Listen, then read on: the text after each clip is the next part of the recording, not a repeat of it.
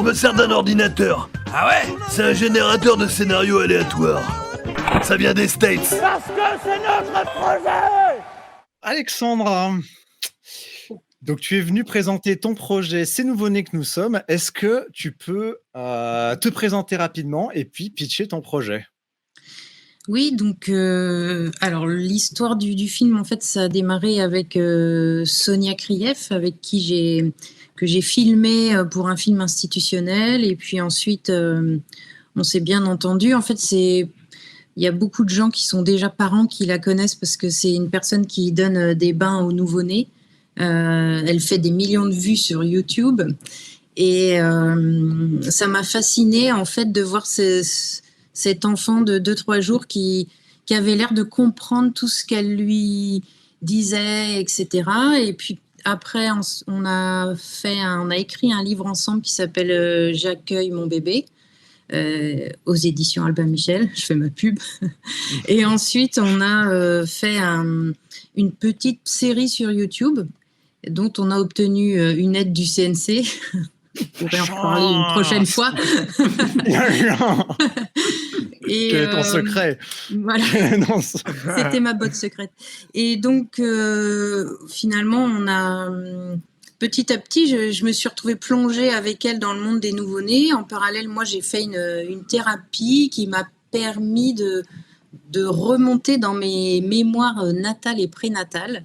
Ça s'appelle une sophroanalyse, et j'ai été assez bluffée et j'ai découvert un petit peu combien en fait ces souvenirs dont on a, enfin cette mémoire dont on n'a aucun souvenir pouvait potentiellement guider notre vie d'adulte. Et et j'ai décidé d'écrire ce documentaire qui est donc d'essayer de rencontrer des scientifiques, des neurologues et en même temps des thérapeutes qui vont nous parler un petit peu de cette vie intra-utérine et de cette naissance, et surtout comment elle peut nous influencer, et comment on peut, si on en ressent le besoin quand on est adulte, y revenir pour débloquer des choses. Parce que parfois, il a pu se passer, pour pas mal d'entre nous, des soucis dans la vie intra-utérine ou à la naissance. Voilà. Top, chouette projet. Moi, ça me touche parce que je vais être papa d'ici la fin de l'année, là, dans un mois. Félicitations. Merci. Et du coup, on est en plein dedans. Donc voilà les questions un peu qu'on peut se poser en tant que jeune parent, et si on fait les choses bien, même là, pendant que le bébé est encore dans le ventre, en train de grandir, et puis l'après. Donc voilà. Après, je voudrais justement préciser, moi, le film, il se place, quand je dis c'est nouveau-né que nous sommes, il se place du côté du bébé, mais qu'on a tous été. C'est-à-dire, par exemple, si tu vas être papa, mais on fait ce qu'on peut quand on a un enfant. Et justement, c'est de montrer, il y a aussi des solutions une fois qu'on va vieillir, pour pouvoir peut-être retourner dans cette mémoire, savoir un petit peu ce qui a pu se passer, parce qu'on pourra.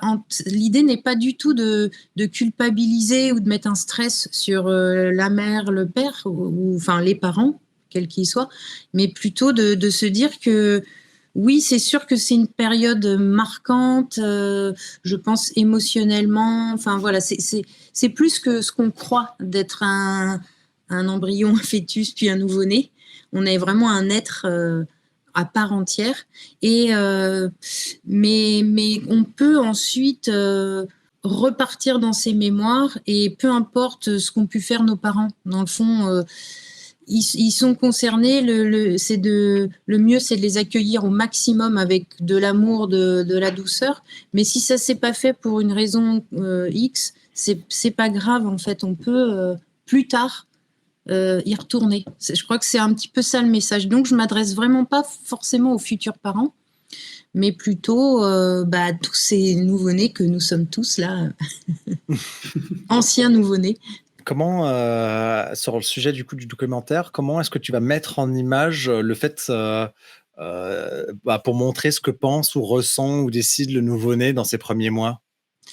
Alors, justement, l'idée là, c'est que je vais être plutôt, c'est-à-dire que moi, je vais aller de personne en personne, qui soit des témoignages, soit des thérapeutes, etc. Et comme je mêle étroitement mon histoire au film, et que moi, je vais peut-être replonger dans ces souvenirs, je vais essayer d'utiliser vraiment du figuratif, de l'eau, de la lumière. Je vais pas pouvoir vraiment recréer physiquement quelque chose, et puis je le souhaite pas. Mais j'ai vraiment envie d'utiliser plutôt une ambiance. J'aimerais vraiment faire un film, parce qu'il va y avoir des interviews, mais j'aimerais au maximum ne pas trop les poser déjà, être toujours en mouvement. Et puis, dans les intermèdes où on peut replonger peut-être dans cette mémoire, utiliser les plus belles images possibles, voilà, d'eau, de lac. Enfin, j'ai commencé un peu à filmer des choses. J'avoue que je vais fonctionner un peu par empirisme. C'est la différence justement avec Victor, où dans des films de fiction, il faut vraiment tout caler parce qu'il y a une équipe. Moi, je vais avancer au fur et à mesure, étant donné que je vais filmer tout moi-même, avoir des amis de temps en temps qui vont me rejoindre enfin des techniciens qui vont me rejoindre pour pouvoir faire des images. Mais sinon, je fais un dispositif un peu entre Nu et culotté ou Antoine de Maximi, pour pouvoir tout filmer moi-même. Et comme je fais un road trip, je vais aussi un peu essayer de me laisser porter, puisque ce road trip, c'est un peu comme une mémoire à laquelle je reviens. Les images, je ne vais pas les faire en arrière, mais il y a ce côté de progression, en fait, pour revenir à la source. Donc, c'est difficile. Hein. J'ai déjà des idées, des images, mais j'avoue encore ne pas être très précise sur le sujet. Je vais essayer de donner des impressions. Il va y avoir donc des personnes qui vont être interviewées, j'imagine, et qui vont intervenir. C'est des personnes que tu connais déjà, avec qui tu es rentré en contact, parce que du coup, on a cette carte de la France avec ton road trip, donc tous les passages où tu dois aller. Donc, c'est déjà préparé, ça? Oui, ça, c'est tous les gens avec qui que je vais rencontrer, je les connais déjà. Donc, Sonia Krief, il va y avoir une kinésiologue périnatale qui s'appelle Elisabeth Wolf, qui est à Strasbourg, un neurologue, Antoine Lejeune, qui a écrit un livre qui s'appelle La mémoire sans souvenir, qui a étudié vraiment l'idée que cette mémoire de nouveau-né et même avant nous influence émotionnellement. Je vais également voir Christine Louveau, qui est sophroanalyste. Et en fait, j'ai essayé de rencontrer des gens des thérapeutes ou des neurologues qui avaient vraiment étudié la question dans la périnatalité, dans la natalité. Et c'est pas juste un petit pan de leur travail. Et j'allais dire d'essayer de rencontrer les têtes vraiment en sophroanalyse. Christine Louveau, c'est celle qui maîtrise le sujet. Elisabeth Wolf en kinésiologie périnatale. Sonia Krief, pareil, elle, c'est vraiment sur l'accueil du nouveau-né. Il y a également Myriam Brousse, mais je suis encore en pourparlers avec elle, donc ou Véronique Brousse qui est sa fille, donc ça je peux pas encore savoir. Et puis je vais voir un Canadien qui s'appelle Dr Mario Beauregard, qui lui va nous expliquer les états modifiés de conscience, c'est-à-dire comment on peut réussir comme ça à replonger dans ses souvenirs, parce qu'en même temps c'est assez intriguant aussi. J'avoue que j'ai pas envie qu'on se dise tiens, elle repart comme ça, on invente des choses. Je veux aussi des études scientifiques et des neurologues pour pouvoir en parler et s'appuyer sur des faits. Bah, tu vois, c'est la première question dans le chat qu'on nous a posée. C'est Mister K24 qui nous demande concrètement comment ça marche, etc. Parce qu'il demandait si c'était de l'hypnose régressive. Et il disait que chez lui, l'hypnose, ça ne fonctionnait pas. Chez moi non plus, l'hypnose, elle ne fonctionne pas. Donc, alors après, effectivement, ce documentaire, ça va être je vais donner un point de vue. un point de vue, avec des thérapeutes qui vont expliquer leur thérapie. Maintenant, moi, je cherche pas du tout à convaincre non plus. Il y a des gens qui vont penser que voilà, ça ne fonctionne pas. Cela dit, c'est pour ça que j'ai aussi envie de mêler mon histoire, parce que je vais l'expérimenter. Et voilà, après, en l'ayant expérimenté, je pourrais plus facilement en parler. Mais je vais aussi rencontrer des psychologues, ou Myriam Bruce qui est psychologue et qui va parler de la mémoire cellulaire. Là, c'est effectivement plus dans le côté intellectuel. Maintenant, après, on va toucher à la kinésiologie, c'est le corps qui parle. Donc là, c'est la mémoire du corps qu'on interroge. Et puis la sophroanalyse, là, on est vraiment dans un état alpha. Et ça, effectivement, c'est un vrai challenge pour moi d'arriver à retranscrire ça sans qu'on se dise oula, ils sont partis dans des trucs. Mais c'est le défi, effectivement, du film. Mr. K24 qui repose des questions, mémoire cellulaire, c'est quoi, etc. Du coup, je pense qu'on peut lui conseiller de peut-être aller regarder le documentaire quand il sortira, pour justement comprendre tout ça. Oui, si la mémoire cellulaire, ça l'intéresse, c'est effectivement que quand on est fœtus, embryon, les cellules impriment des choses. On ressent déjà, et j'allais dire, on pense même quand on est à l'intérieur du ventre. À partir du moment où on s'incarne, on est une cellule, il y a déjà des choses il y a des empreintes qui se font.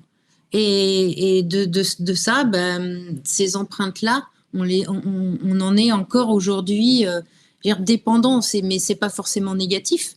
Mais dès notre apparition, on commence déjà à avoir des souvenirs. Sauf que ce qui est intéressant, c'est que ce sont des souvenirs enfouis et oubliés. Autant, voilà, quand on a 15 ans, on dit « m'est arrivé ça, donc je peux en parler ».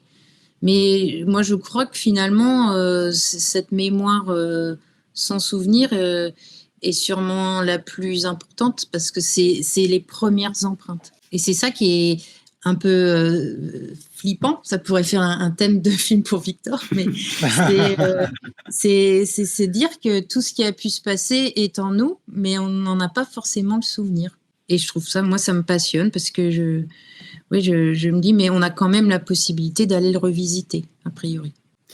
Et où est-ce que tu en es, du coup, maintenant sur le projet? Quelles sont les actualités? Quelle est la suite? Donc là, tu as financé ton projet. Hein. Oui, j'ai financé. La campagne continue. Oui, merci. Elle continue jusqu'au 12, si vous avez envie de participer. On a mis le lien dans le chat pour ceux qui veulent participer.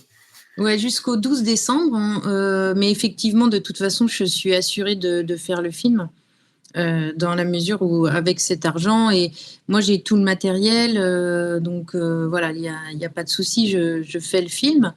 Et je vais commencer à le tourner à partir de fin avril jusqu'à à peu près 3-4 semaines jusqu'à fin mai.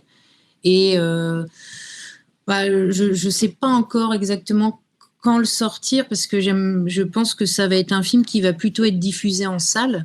J'ai eu quelques échanges avec des télévisions, mais le fait de toucher à certaines thérapies les effraie, donc voilà, il n'y aura pas de télé. Il n'y aura pas de télé a priori pour ce film, ou alors il faut, voilà. En tout cas, moi, j'ai pas envie de travestir mon sujet pour ça. Et donc l'idée, c'est plutôt, là, j'ai commencé à avoir des diffuseurs de cinéma que ça intéresse, parce qu'il y a quand même, c'est ça qui est génial, hein, comme vous, il y a des gens qui sortent des sentiers battus et qui diffusent des films en salle souvent je parle à Bordeaux, par exemple, à l'Utopia, ou ou dans le sud, j'ai déjà pas mal de salles qui seraient OK. Voilà. Donc c'est plutôt, il va faire sa vie de salle en salle, plutôt film indépendant. C'est un petit peu comme on avait vu. C'est pas le film demain, mais c'est la catégorie peut-être en dessous, mais qu'il y a vraiment un marché pour ça, de gens qui vont au cinéma voir des films très indépendants. Voilà. En tout cas, ce sera un plaisir pour nous de diffuser le film. Et je vois dans les contreparties que tu as mis un lien VOD pour voir le film. Je pense qu'il y a moyen qu'on puisse s'arranger. Donc, Avec on en plaisir. reparlera. Ouais, bien sûr. Ouais. Est-ce que vous avez des questions? Je pense que voilà, Ah oui. juste pour finir, il faut imaginer, je pense, septembre pour voilà, le film prêt à diffuser, quoi. Oui, j'ai une question. Évidemment. C'est que quand je vois ton projet, ça me fait penser à un film, à un documentaire qui s'appelle Bébé, qui a été réalisé par Thomas Balness. Et est-ce que tu as pensé à ce film-là quand tu as commencé à faire ce projet? Alors, je l'ai vu, effectivement, parce qu'au tout début, j'étais sur les bébés, mais moi, j'insiste là-dessus. En fait, je suis sur les adultes. Et je m'adresse vraiment aux adultes. Alors, effectivement, je pars de la source quand nous étions bébés. Mais ce qui m'intéresse, c'est vraiment aujourd'hui. Qu'est-ce qu'on fait de cette mémoire-là une fois adulte? Parce que c'est le pitch, justement, c'est si on était guidé par cette mémoire. Donc, c'est plutôt, par exemple, pour Maxime qui va avoir un enfant, ça serait l'idée, c'est de se dire, lui, ce qu'il a pu vivre pour pouvoir accueillir le mieux son bébé. Finalement, c'est pas destiné forcément aux futurs parents, comme je disais. Et je veux dire, juste pour préciser, par exemple, pour que ce soit un peu plus concret, mais il va y avoir des gens qui vont vivre une rupture ou des ruptures à répétition ou des choses qui se répètent. Et moi, je me suis rendu compte que souvent, ça va être une mémoire beaucoup plus ancienne par rapport à, je dis n'importe quoi, ça peut être une césarienne, un accouchement déclenché, des choses comme ça, qui vont imprimer dans la tête du bébé certaines choses. Alors oui, j'ai deux petites questions à poser à Alexandra. Déjà, je trouve le sujet très intéressant. Je voulais savoir si c'est ton premier documentaire ou si tu en as déjà développé jusqu'à maintenant. Non, alors j'en avais fait un petit premier sur un romancier que j'aimais beaucoup qui s'appelait Michel Déon, qui était un académicien, mais là je débutais vraiment, c'était voilà. Et un deuxième que j'ai réalisé sur une professeure de chant qui s'appelle Raymonde Viré, qui a 97 ans et qui elle vit à Paris et donne des cours de chant à Jacques Weber, à François Morel, entre autres, et qui elle aussi, et finalement j'ai l'impression que je tourne toujours autour du même sujet. Elle apprend à ses élèves à retrouver le cri primal, celui qu'on a quand on sort du ventre de notre mère et la voix n'est pas altérée. Parce qu'après, toujours pareil, quand on vieillit, on va, en fonction de ce qui nous arrive, on va altérer notre voix. Et elle, cette femme est absolument incroyable. Je fais la pub pour cette femme parce que je l'adore. J'ai pris des cours chez elle. Elle est rue du Pot de Fer. Elle donne encore des cours 6 jours sur 7 alors qu'elle a 97 ans. Et à travers la gamme, quand vous vous mettez à chanter, elle va vous dire « Tiens, tu as un problème avec ton père » ou machin. Elle sait décoder la voix. Voilà. Et elle est formidable. Je l'adore. D'accord. Alors, en fait, ce pourquoi je te posais cette question, Alexandra, c'est parce que c'est pour une question un peu plus technique. Je sais que la manière d'écrire un documentaire n'est pas du tout pareille que la manière d'écrire une fiction. Et je voulais savoir justement si tu suis un peu une matrice ou s'il y a en tout cas un schéma classique de l'écriture d'un documentaire ou si justement tu te crées ta propre matrice, on va dire, pour expliquer ton documentaire et pour le raconter. Justement, moi je viens au départ de la fiction parce que j'étais pendant 10 ans technicienne sur des films et puis j'écris aussi de la fiction, donc c'est vrai que j'essaye de créer, déjà au niveau de l'image, j'aimerais bien essayer au maximum non pas que le documentaire soit pas du tout esthétique, mais essayer de créer un esthétisme le plus possible. Et sinon, c'est pour ça que j'ai commencé à raconter mon histoire. J'aimerais quand même emprunter les codes de la fiction avec un suspense, entre guillemets. J'ai quand même une quête à travers ce film. Mais là où ça s'arrête, c'est-à-dire que je n'ai pas la fin, contrairement à un film de fiction. je crée des grandes lignes sur les dialogues, mais je ne les écris pas. Voilà, je travaille avec les intervenants. J'ai pas vraiment séquence 1, intérieur jour, etc. J'ai vraiment plutôt fait une ligne directrice à la Lelouch, quoi. Bah, moi, je vais prendre la question de Mr. K24, comme ça il sera content. Alors, il parlait de moyens techniques, mais du coup, tu as peut-être un peu répondu à cette question déjà, sur les moyens techniques. Oui, je vais tourner avec... je tourne avec 2 caméras Sony A7 III. Voilà. Des micros HF, enfin, voilà. Le basique, ouais, mais que je vais essayer d'adapter quand même avec des caméras. Je vais pas peut-être, je suis en train de citer des marques, je sais pas, mais bon, voilà, la DJI Action 2. Et du coup, Mr. K24 qui demanderait si ton approche du sujet serait proche du process de la zététique. Alors, j'avoue que j'ai découvert ce mot, moi. Alors, je suis désolée, je ne sais pas. Zététique. Il me semble que j'ai déjà entendu récemment ce mot, mais je ne sais pas. Alors, la zététique, j'ai regardé sur Google. Hein. À chercher. C'est la question du quiz. C'est ça. Donc, la zététique, a priori, cette zététique se réclame aussi le scepticisme scientifique, la démarche de doute cartésien. Oui. En fait, si peut-être qu'il essaye de me faire dire que je suis complotiste, mais non, ce n'est pas le cas. En fait, c'est juste une démarche par rapport à l'envie d'essayer de sortir de cette espèce de manichéisme actuel qui consiste à séparer la science des thérapies ou des choses qui sont un peu plus spirituelles.